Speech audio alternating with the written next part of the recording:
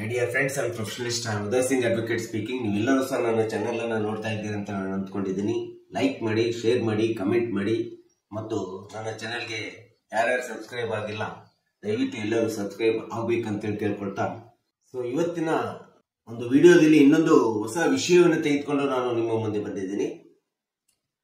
ಇವತ್ತು ನಾನು ಆಯ್ಕೆ ಮಾಡಿಕೊಂಡಿರ್ತಕ್ಕಂಥ ವಿಷಯ ಅಂತಂದ್ರೆ appointment of court commission under order 26 rule 9-14.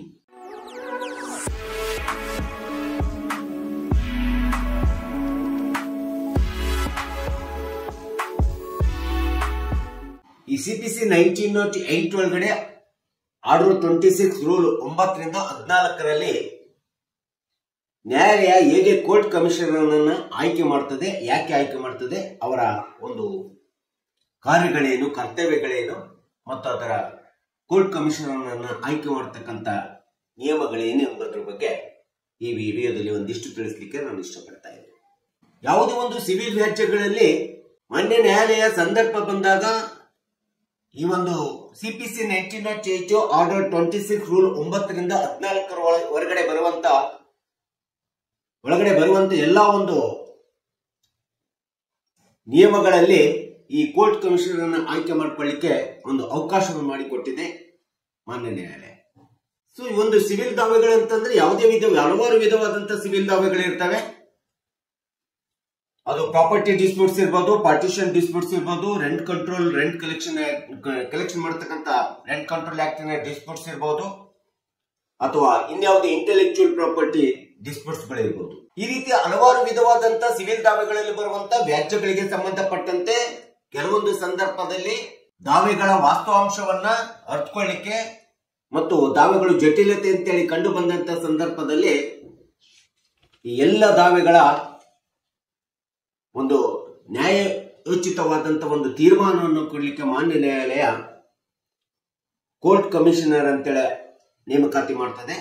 ಇದನ್ನು ನಾವು ಈ ಒಂದು ಆರ್ಡರ್ 26 ರೂಲ್ 9-14 ಒಳಗಡೆ ಸಿಪಿಸಿಯಲ್ಲಿ ನಾವು ನೋಡ್ತಾ ಇದ್ದೀವಿ. ಇಂಥ ಒಂದು ಕೋರ್ಟ್ ಕಮಿಷನರ್ ಆಯ್ಕೆ ಮಾಡಬೇಕಾದ್ರೆ ಮಾನ್ಯ ನ್ಯಾಯಾಲಯ ತನ್ನದೇ ಆದಂತ ಆದೇಶವನ್ನ ಮಾಡಬೇಕಾಗುತ್ತೆ. ಆ ಆದೇಶವನ್ನ ಮಾಡಿದ ನಂತರ ಆದೇಶದ ಮೂಲಕ ಕೋರ್ಟ್ ಕಮಿಷನರ್ ಅನ್ನ ನೇಮಕಾತಿ ಮಾಡಲಾಗ್ತದೆ.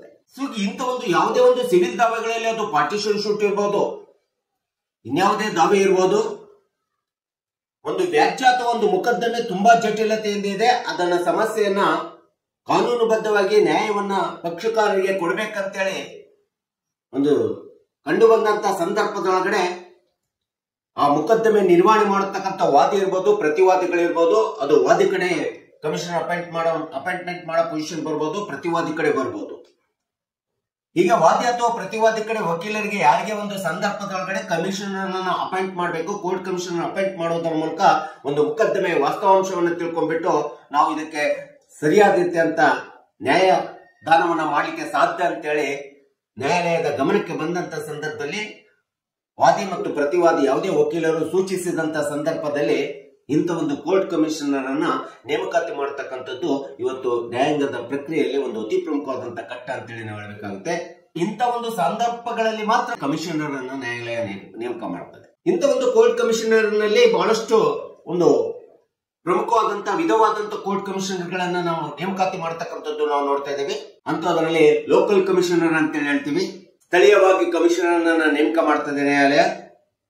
ಅದು ಸಿಪಿಸಿ 1908 ಅಂಡರ್ ಆರ್ಡರ್ 26 ರೂಲ್ 9 ಪ್ರಕಾರ ನೇಮಕ ಮಾಡತಕ್ಕಂಥದ್ದು ನಾವು ನೋಡ್ತೇವೆ. ಇನ್ನು ಪಾರ್ಟಿಷನರ್ ಕಮಿಷನರ್ ಅಂತೇಳಿ ನೇಮಕ ಮಾಡ್ತದೆ. ಯಾವುದೋ ಒಂದು ದಾವೆಯಲ್ಲಿ ವಿಭಾಗ ಮಾಡುವಂತ ಒಂದು ಪರಿಸ್ಥಿತಿ ಬಂದಾಗ, ಆಸ್ತಿಯನ್ನ ಪ್ರಾಪರ್ಟಿಯನ್ನು ವಿಭಾಗ ಮಾಡುವಂತ ಪರಿಸ್ಥಿತಿ ಬಂದಾಗ ಪಾರ್ಟಿಷನ್ ಕಮಿಷನರ್ ಅಂತೇಳಿ ನೇಮಕ ಮಾಡ್ತದೆ. ಅದು ಸಿಪಿಸಿ ಆರ್ಡರ್ 26 ರೂಲ್ 13 ಅಡಿಯಲ್ಲಿ ನೇಮಕ ಮಾಡತಕ್ಕಂಥದ್ದು ನಾವು ನೋಡ್ತಾ ಇದ್ದೇವೆ. ಹಾಗೆ ರಿಸೀವರ್ ಅಂತೇಳಿ ನಾವು ನೋಡ್ತಾ ಇದ್ದೇವೆ. ರಿಸೀವರ್ ಎಂಬತಕ್ಕದ್ದು ಸಹ ಒಂದು ವಿಧವಾದಂತ ಕೋರ್ಟ್ ಕಮಿಷನರ್ ಅಂತೇಳಿ ನಾವು ಕರಿತೇವೆ. ಅದು ಸಿಪಿಸಿ ಅಂಡರ್ ಆರ್ಡರ್ 40 ಕೆಳಗಡೆ ನೇಮಕ ಮಾಡತಕ್ಕಂಥದ್ದು ನಾವು ನೋಡ್ತೇವೆ. ಇನ್ನು 4ನೇ ಒಂದು ವಿಧ ಅಂತಂದ್ರೆ ಕಮಿಷನರ್ ಅಲ್ಲಿ ಕಮಿಷನರ್ ಫಾರ್ ಎಕ್ಸಾಮಿಂಗ್ ದ ವಿಟ್ನೆಸಸ್ ಅಂತ ಹೇಳ್ತೀವಿ. ಇದನ್ನ ಆರ್ಡರ್ 26 ರೂಲ್ 14 ಕೆಳಗಡೆ ಸಿಪಿಸಿಯಲ್ಲಿ ನೇಮಕ ಮಾಡತಕ್ಕಂಥದ್ದು ಇಲ್ಲಿ ಕಾಣಬಹುದು.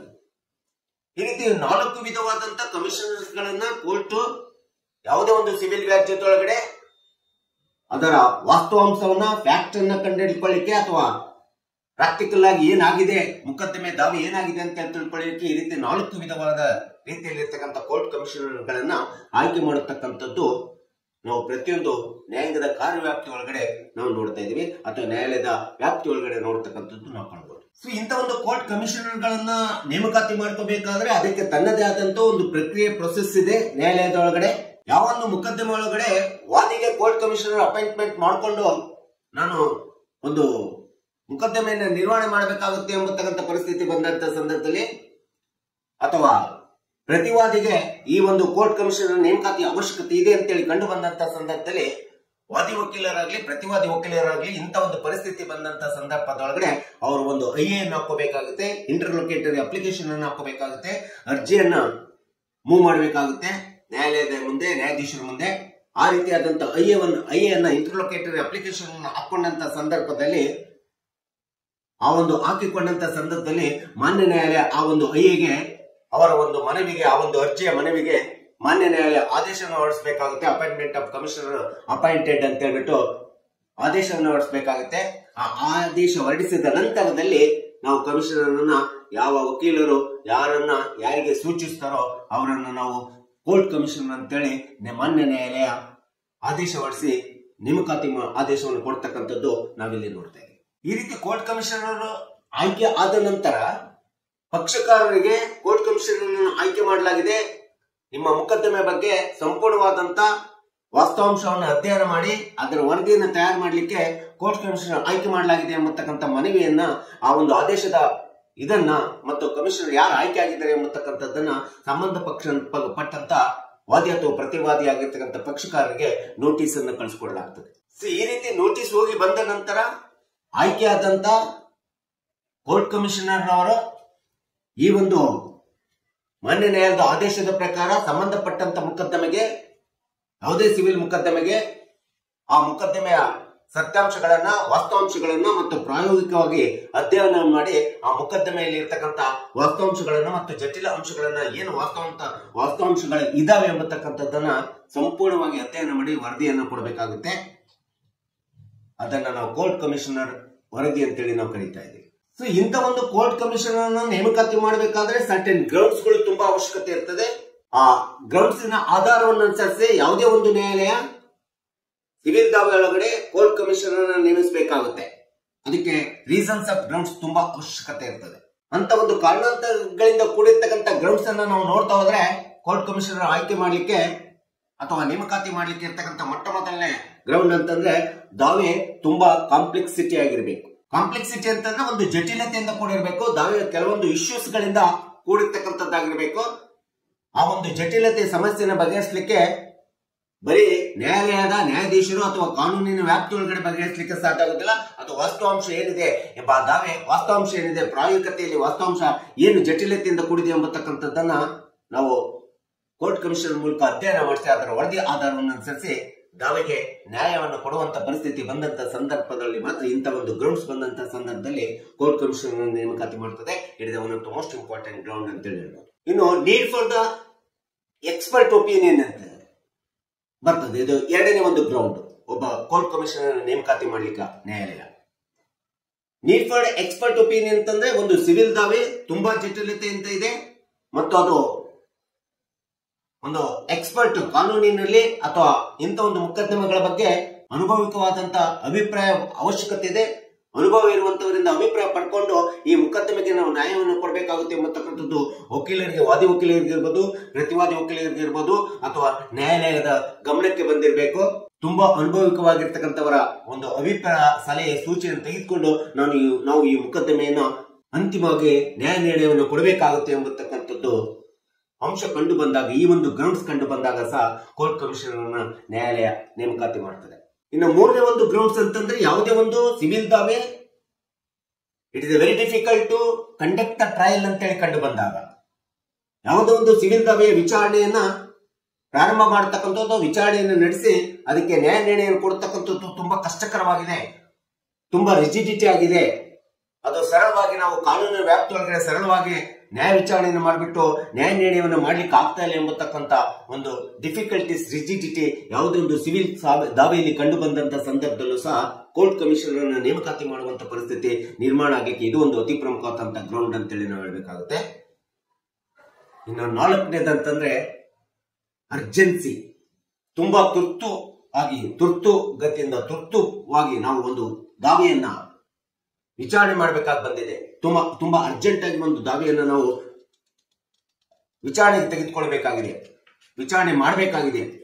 ಅದಕ್ಕೊಂದು ಪರಿಹಾರವನ್ನು ಕೊಡಬೇಕಾಗುತ್ತೆ ಅಂತ ಪರಿಸ್ಥಿತಿ ಯಾವಾಗ ನ್ಯಾಯಾಲಯಕ್ಕೆ ಬರ್ತದೆ ಅಥವಾ ವಾದಿಗಳಿಗೆ ಬರ್ತದೆ ಅಥವಾ ಪ್ರತಿವಾದಿಗಳ ವಕೀಲರಿಗೆ ಬರ್ತದೆ ಅಂತ ಒಂದು ಮೊಕದ್ದಮೆಗಳು ಬಂದಂತ ಸಂದರ್ಭದಲ್ಲಿ ಅಂತ ಅರ್ಜೆನ್ಸಿ ಕೇಸಸ್ ಗಳನ್ನ ಡಿಸ್ಪೋಸ್ ಮಾಡ್ಲಿಕ್ಕೆ, ಟ್ರಯಲ್ ಮಾಡಿ ಡಿಸ್ಪೋಸ್ ಮಾಡ್ಲಿಕ್ಕೆ ಕೋರ್ಟ್ ಕಮಿಷನರ್ ಆಯ್ಕೆ ಮಾಡ್ತಾರೆ. ಕೋರ್ಟ್ ಕಮಿಷನರ್ಸ್ ಗಳನ್ನ ನೇಮಕ ಮಾಡಿ ಆ ಮೊಕದ್ದಮೆಯ ವಾಸ್ತವಾಂಶದ ವರದಿಯನ್ನು ತೆಗೆದುಕೊಂಡು ಡಿಸ್ಪೋಸ್ ಮಾಡತಕ್ಕಂತ ಒಂದು ಅರ್ಜೆನ್ಸಿ ಗ್ರೌಂಡ್ಸ್ ಬಂದಾಗಲೂ ಸಹ ಕೋರ್ಟ್ ಕಮಿಷನರ್ ನೇಮಕಾತಿ ಆಗತಕ್ಕಂಥದ್ದನ್ನ ನಾವು ನೋಡ್ತಾ ಇದ್ದೀವಿ. ಸೊ ಈ ರೀತಿ ನೇಮಕಗೊಂಡಂತ ಪ್ರತಿಯೊಂದು ಕೋರ್ಟ್ ಕಮಿಷನರ್ ಕೊಡುವಂತ ವರದಿಯನ್ನ ಸಹಜವಾಗಿ ಆ ಮೊಕದ್ದಮೆಗೆ ಎವಿಡೆನ್ಸ್ ಅಂತೇಳಿ ತೆಗೆದುಕೋಬೇಕಾಗುತ್ತೆ, ಸಾಕ್ಷಿ ಅಂತೇಳಿ ತೆಗೆದುಕೊಳ್ತಾರೆ. ಕೋರ್ಟ್ ಕಮಿಷನರ್ ಕೊಟ್ಟಂತ ಪ್ರತಿಯೊಂದು ವರದಿಯನ್ನು ಕೂಡ ಸಾಕ್ಷಿ ಅಂತೇಳಿ ತೆಗೆದುಕೊಳ್ಳುವಂತ ಒಂದು ನಿಯಮ ಸಿಪಿಸಿ ಅಡಿಯಲ್ಲಿ ಹೇಳಿರ್ತಕ್ಕಂಥದ್ದು, ಇಂಡಿಯನ್ ಎವಿಡೆನ್ಸ್ ಆಕ್ಟ್ ಒಳಗಡೆ ಸಿಪಿಸಿ ಅಡಿಯೊಳಗಡೆ ಈ ಒಂದು ನಿಯಮವನ್ನು ಹೇಳಿರ್ತಕ್ಕಂಥದ್ದನ್ನ ನಾವು ನೋಡ್ತಾ ಇದ್ದೀವಿ. ಸೊ ಯಾವುದೇ ಒಂದು ಕೋರ್ಟ್ ಕಮಿಷನರ್ ಕೊಡುವಂತ ಒಂದು ಮೊಕದ್ದಮೆಯ ದಾವೆಯ ಫ್ಯಾಕ್ಟ್ ಆಫ್ ಕೇಸ್ ಇರ್ಬೋದು, ಪ್ರಾಕ್ಟಿಕಲ್ ಆಗಿ ಅಧ್ಯಯನ ಮಾಡಿರ್ತಕ್ಕಂಥ ಒಂದು ವರದಿ ಏನಿದೆಯಲ್ಲ ಆ ವರದಿಯನ್ನ ನ್ಯಾಯಾಲಯಕ್ಕೆ ಸಲ್ಲಿಸಿದಂತ ಸಂದರ್ಭದಲ್ಲಿ ವಾದಿ ಕಡೆಯಿಂದ ಏನಾದ್ರೂ ಕೋರ್ಟ್ ಕಮಿಷನರ್ ವರದಿ ಬಂದಿರ್ತದೆ ಅಥವಾ ಪ್ರತಿವಾದಿ ಕಡೆಯಿಂದಲೂ ಸಹ ಕೋರ್ಟ್ ಕಮಿಷನರ್ ವರದಿ ಬಂದಿರಬಹುದು. ವರದಿ ಬಂದಂತ ಸಂದರ್ಭದಲ್ಲಿ ಯಾವುದೇ ಕಡೆಯಿಂದ ಬಂದಂತ ಸಂದರ್ಭದಲ್ಲಿ ಆ ಒಂದು ಕೋರ್ಟ್ ಕಮಿಷನರ್ ವರದಿಯನ್ನ ಒಪ್ಕೊಳ್ಳೇಬೇಕಂತ ಏನಿರೋದನ್ನ ದೇರ್ ನೋ ಮ್ಯಾಂಡೇಟರಿ. ಅದನ್ನ ಒಪ್ಪಿಕೊಳ್ಳದೆ ಅದನ್ನ ಚಾಲೆಂಜ್ ಕೂಡ ಮತ್ತೆ ಕೋರ್ಟ್ ನಲ್ಲಿ ಮಾಡಬಹುದು. ಈ ವರದಿ ಸರಿ ಇಲ್ಲ ಅಂತೇಳಿ ಅಥವಾ ಸ್ವಜನ ಪಕ್ಷಪಾತವಾಗಿದೆ ಅಥವಾ ಪಕ್ಷಪಾತದಿಂದ ಕೂಡಿದೆ ಅಂತೇಳಿ ಆ ಕೋರ್ಟ್ ಕಮಿಷನರ್ ವರದಿ ಏನು ನ್ಯಾಯಾಲಯಕ್ಕೆ ಕೊಟ್ಟಿರ್ತಾರೆ ಅದನ್ನ ಯಾವುದೇ ಪಕ್ಷಕಾರರು ಸಹ ಅದನ್ನ ಚಾಲೆಂಜ್ ಮಾಡತಕ್ಕಂತ ಒಂದು ಅವಕಾಶ ಈ ಒಂದು ಕೋರ್ಟ್ ಕಮಿಷನರ್ ವ್ಯವಸ್ಥೆಯಲ್ಲಿ ಇರ್ತಕ್ಕಂಥದ್ದು ನಾವು ನೋಡ್ತೀವಿ. ಅಷ್ಟೇ ಅಲ್ಲದೆ ಈ ಒಂದು ಕೋರ್ಟ್ ಕಮಿಷನರ್ ಯಾವಾಗ ನ್ಯಾಯಾಲಯಕ್ಕೆ ವರದಿಯನ್ನು ಕೊಡ್ತಾರೆ, ಇಂಥ ಒಂದು ಕೋರ್ಟ್ ಕಮಿಷನರ್ ವರದಿಯನ್ನ ಅಕ್ಸೆಪ್ಟ್ ಮಾಡ್ಕೊಳ್ತಕ್ಕಂಥದ್ದು, ರಿಜೆಕ್ಟ್ ಮಾಡತಕ್ಕಂಥದ್ದು ಪ್ರತಿಯೊಂದು ನ್ಯಾಯಾಲಯದಲ್ಲಿರ್ತಕ್ಕಂಥ ಮಾನ್ಯ ನ್ಯಾಯಾಲಯ ಅಥವಾ ನ್ಯಾಯಾಧೀಶರ ಒಂದು ವಿಶೇಷ ಅಧಿಕಾರ ಆಗ್ತದೆ, ಡಿಸ್ಕ್ರೆಷನರಿ ಪವರ್ ಆಗ್ತದೆ. ಸೊ ಇನ್ನು ಆರ್ಡರ್ 26 ರೂಲ್ 9-14 ಪ್ರಕಾರ ಈ ರೀತಿಯಾದಂತ ಒಂದು ಕೋರ್ಟ್ ಕಮಿಷನರ್ ಅನ್ನು ಆಯ್ಕೆ ಮಾಡಿದ ಮೇಲೆ ನೇಮಕಾತಿ ಮಾಡಿದ ನಂತರ ಆ ನೇಮಕಾತಿ ಹೊಂದಿರತಕ್ಕಂತ ವರದಿಯನ್ನ ಸಲ್ಲಿಸಲಿಕ್ಕೆ ಆಯ್ಕೆ ಆಗಿರ್ತಕ್ಕಂಥ ಕೋರ್ಟ್ ಕಮಿಷನರ್ಗೆ ನ್ಯಾಯಾಲಯ ತನ್ನದೇ ಆದಂತ ಒಂದು ರೆಮ್ಯುನರೇಷನ್ ಫಿಕ್ಸ್ ಮಾಡಿರ್ತದೆ. ನ್ಯಾಯಾಲಯ ಫಿಕ್ಸ್ ಮಾಡಿರ್ತಕ್ಕಂಥ ರೆಮ್ಯುನರೇಷನ್ ಅನ್ನು ಕೊಡಬೇಕಾಗುತ್ತೆ. ಅಥವಾ ಪಕ್ಷಕಾರರು ಏನು ತಾವು ಹಣವನ್ನ ಫಂಡ್ ಅನ್ನ ಕೋರ್ಟಿಗೆ ತುಂಬಿರ್ತಾರೆ, ಆ ಪಕ್ಷಕಾರರು ಕೊಟ್ಟಿರ್ತಕ್ಕಂಥ ಏನು ಹಣವನ್ನ ಕಟ್ಟಿರ್ತಾರೆ ಆ ಹಣವನ್ನ ಕೋರ್ಟ್ ರೆಮ್ಯುನರೇಷನ್ ಅಂತೇಳಿ ಈ ಒಂದು ಕೋರ್ಟ್ ಕಮಿಷನರ್ಗೆ ಕೊಡ್ತಕ್ಕಂಥದ್ದು ನಾವು ನೋಡ್ತಿದ್ದೀವಿ. ಸೊ ಹೀಗೆ ಕೋರ್ಟ್ ಕಮಿಷನರ್ ಅಪಾಯಿಂಟ್ಮೆಂಟ್ ಮಾಡ್ಬೇಕಾದ್ರೆ ಒಂದು ಸ್ಪೆಸಿಫಿಕ್ ಇರ್ತಕ್ಕಂಥ ರೀಸನ್ ಇರಬೇಕಾಗುತ್ತೆ. ನ್ಯಾಯಾಲಯಕ್ಕಾಗ್ಲಿ ವಕೀಲರಿಗಾಗ್ಲಿ ಒಂದು ಸ್ಪೆಸಿಫಿಕ್ ರೀಸನ್ ಅನ್ನ ಕೊಡಬೇಕಾಗುತ್ತೆ. ಇನ್ನು ಎರಡನೇ ಒಂದು ಅಂಶ ಅಂತಂದ್ರೆ ಕೋರ್ಟ್ ಕಮಿಷನರ್ ಅಂತೇಳಿ ಆಯ್ಕೆ ಆಗಿರ್ತಕ್ಕಂಥವ್ರು ಯಾವಾಗ್ಲೂ ಸುಧಾ ಇಂಪಾರ್ಶಿಯಾಲಿಟಿ ಆಗಿರ್ಬೇಕು, ಯಾವುದೇ ಪಾರ್ಶಿಯಾಲಿಟಿ ಮಾಡುವಂತಿಲ್ಲ. They are apathetic from the parties and party advocates. ವಾದಿ ಅಡ್ವೊಕೇಟ್ಸ್ ಗಳಿಂದ ಆಯ್ಕೆ ಆಗಿದ್ರು ಕೂಡ ಆಗಿರ್ಲಿ ಅಥವಾ ಪ್ರತಿವಾದಿ ಅಡ್ವೊಕೇಟ್ಸ್ ಗಳಿಂದ ಕಮಿಷನ್ ಅಂತೇಳಿ ಆಯ್ಕೆ ಆಗಿರ್ಲಿ ಅಥವಾ ಇವರು ಸೂಚಿಸಿದ ವ್ಯಕ್ತಿಯನ್ನ ಮಾನ್ಯ ನ್ಯಾಯಾಲಯ ಕಮಿಷನ್ ಅಂತೇಳಿ ಆಯ್ಕೆ ಮಾಡಿದಂತ ಸಂದರ್ಭದಲ್ಲಿ ಈ ರೀತಿ ಕೋರ್ಟ್ ಕಮಿಷನ್ ಅಂತೇಳಿ ಆಯ್ಕೆ ಆದಂತ ಯಾವುದೇ ಒಬ್ಬ ವಕೀಲ ಇರಬಹುದು, ಯಾವುದೇ ವ್ಯಕ್ತಿ ಇರಬಹುದು, ಸಹಜವಾಗಿ ವಕೀಲರನ್ನ ಕೋರ್ಟ್ ಕಮಿಷನ್ ಅಂತೇಳಿ ಆಯ್ಕೆ ಮಾಡ್ತಾರೆ. ಅದು ಮೊಕದ್ದಮೆಗೆ ಸಂಬಂಧಪಟ್ಟಂತ ಪಕ್ಷಕಾರರು ಅಥವಾ ವಕೀಲರು ಸೂಚಿಸಿದಂತವರನ್ನ ಕೋರ್ಟ್ ಕಮಿಷನರ್ ಅಂತೇಳಿ ಆಯ್ಕೆ ಮಾಡ್ತಕ್ಕಂಥದ್ದು. ಈ ರೀತಿ ಒಮ್ಮೆ ಆಯ್ಕೆ ಆದ ನಂತರ ಅವರು ನಿಷ್ಪಕ್ಷಪಾತವಾಗಿರ್ಬೇಕು, ಇಂಪಾರ್ಶಿಯಾಲಿಟಿ ಆಗಿರ್ಬೇಕು, ಟ್ರಾನ್ಸ್ಪರೆನ್ಸಿಯನ್ನು ಮೇಂಟೈನ್ ಮಾಡಬೇಕು ಮತ್ತು ಅಪಥೆಟಿಕ್ ಅನ್ನ ಮೇಂಟೈನ್ ಮಾಡಬೇಕು. ವಾದಿ ಪರವಾಗಲಿ ಪ್ರತಿವಾದಿ ವಕೀಲರ ಪರವಾಗಲಿ ಕೆಲಸ ಮಾಡುವಂತ ರೀತಿಯಲ್ಲಿ ಇರಬಾರ್ದು. ಒಟ್ಟಾರೆ ಪಾರದರ್ಶಕತೆಯಿಂದ ನಿಷ್ಪಕ್ಷಪಾತವಾದಂತ ಒಂದು ಮನೋಭಾವನೆಯಿಂದ ಆ ಒಂದು ಕಾನೂನಿನ ವ್ಯಾಪ್ತಿ ಒಳಗಡೆ ತಮ್ಮ ಕಾರ್ಯನಿರ್ವಹಣೆಯನ್ನು ಮಾಡಬೇಕಾಗುತ್ತೆ ಕೋರ್ಟ್ ಕಮಿಷನರ್ ಅಂತೇಳಿ ಆಯ್ಕೆ ಆದಂತವರು ಅಥವಾ ನೇಮಕಾತಿ ಬಂದಿದ್ದಂತವರು. ಸೊ ಹೀಗೆ ಒಂದು appointment of court commissioner under order 26 CPC rule 9-14 ನಲ್ಲಿ ಈ ರೀತಿಯಾದಂಥ ಒಂದು ಹಲವಾರು ವಿಧವಾದಂಥ ಕೋರ್ಟ್ ಕಮಿಷನರ್ಗಳು ಯಾವ ಸಂದರ್ಭದಲ್ಲಿ ಕೋರ್ಟ್ ಕಮಿಷನರ್ಸ್ ಅನ್ನ ನೇಮಕಾತಿ ಮಾಡ್ತದೆ ಮಾನ್ಯ ನ್ಯಾಯಾಲಯ, ಇದರ ಅವಶ್ಯಕತೆ ಏನಿದೆ ಎಂಬುದರ ಬಗ್ಗೆ ನಾನು ಈ ವಿಡಿಯೋ ಮೂಲಕ ಸಂಕ್ಷಿಪ್ತವಾಗಿ ವಿವರಣೆ ವಿಶ್ಲೇಷಣೆ ಕೊಟ್ಟಿದ್ದೀನಿ. ದಯವಿಟ್ಟು ಈ ನನ್ನ ವಿಡಿಯೋ ಇಷ್ಟ ಆಗಿದ್ರೆ ಶೇರ್ ಮಾಡಿ, ಲೈಕ್ ಮಾಡಿ, ಕಮೆಂಟ್ ಮಾಡಿ ಮತ್ತು ನನ್ನ ಚಾನೆಲ್ಗೆ ಸಬ್ಸ್ಕ್ರೈಬ್ ಆಗಿಲ್ಲ ಅಂತಂದ್ರೆ ಇನ್ನು ಯಾರ್ಯಾರು ಸಬ್ಸ್ಕ್ರೈಬ್ ಆಗಿಲ್ಲ ದಯವಿಟ್ಟು ಸಬ್ಸ್ಕ್ರೈಬ್ ಆಗ್ಬೇಕಂತೇಳಿ ಕೇಳ್ಕೊಳ್ತಾ ಸೊ ಇವತ್ತಿನ ವಿಷಯಕ್ಕೆ ವಿರಾಮವನ್ನು ಹೇಳ್ತೀನಿ. ನಾನು ಇನ್ನೊಂದು ವಿಷಯ ತೆಗೆದುಕೊಂಡು ನಿಮ್ಮ ಮುಂದೆ ಬರ್ತೀನಿ. ಜೈ ಹಿಂದ್, ಜೈ ಕರ್ನಾಟಕ.